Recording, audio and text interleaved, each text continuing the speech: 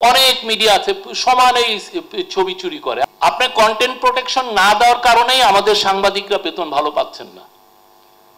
এটা একটা খুব বড় রকমের একটা বাজে ইয়ে।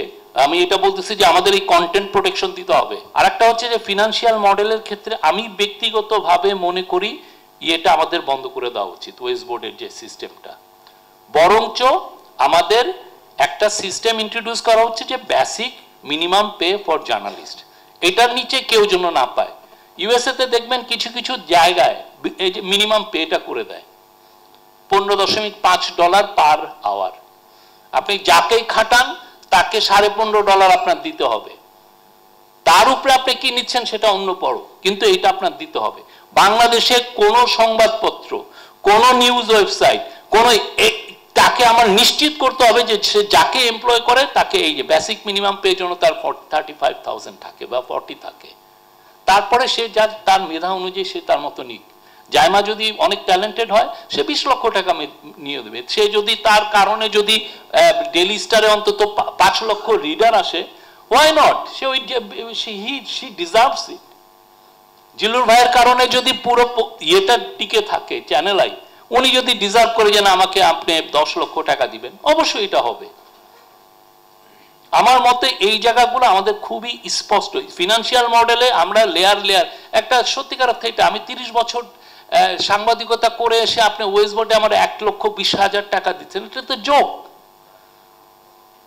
আমার ফ্রেন্ড থিকি 30 বছর আর একটা জায়গায় থেকে সে যে 20 লক্ষ টাকা করে বেতন পাচ্ছে। আমরা এটা চাই না। আমার মনে হয় যে এই ওয়েস্ট বোর্ড সিস্টেমটা একটা ফল্টি, এই জায়গাটা ঠিক না। বরঞ্চ আমাদের বেসিক মিনিমাম ইয়ে করে এবং এটা খুব ব্রুটালি আমাদেরকে এনফোর্স করতে হবে যে কেউ যদি এটাকে ব্যত্যয় করে যে না 35,000 বা 40,000 যাই হোক বা আরো বেশি, এই জায়গাটা কেউ ব্যত্যয় করলে ওইটা বন্ধ করে দেওয়া হবে, কোনো কথা নাই।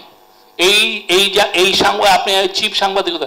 আরেকটা জিনিস আমাদের দেখতে হবে, কন্টেন্ট চুরি। ডেইলি স্টার একটা রিপোর্ট করাতে 1 কোটি টাকা ব্যয় করতেছে, আর আপনি সেটা 3 মিনিটে নিয়ে চালায় দিবেন। আপনি 3 মিনিটও না, 1 সেকেন্ডে নিয়ে আপনি আপনার নামে চালায় দিলেন। আপনি তাকে আমি কন্টেন্ট প্রোটেকশন দিব না? আমি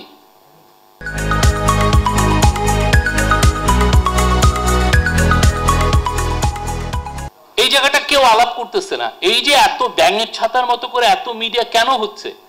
কারণ কপিরাইটের তো কেউ কপিরাইট এখানে কোনো কোনো এনফোর্সমেন্টই হয় না।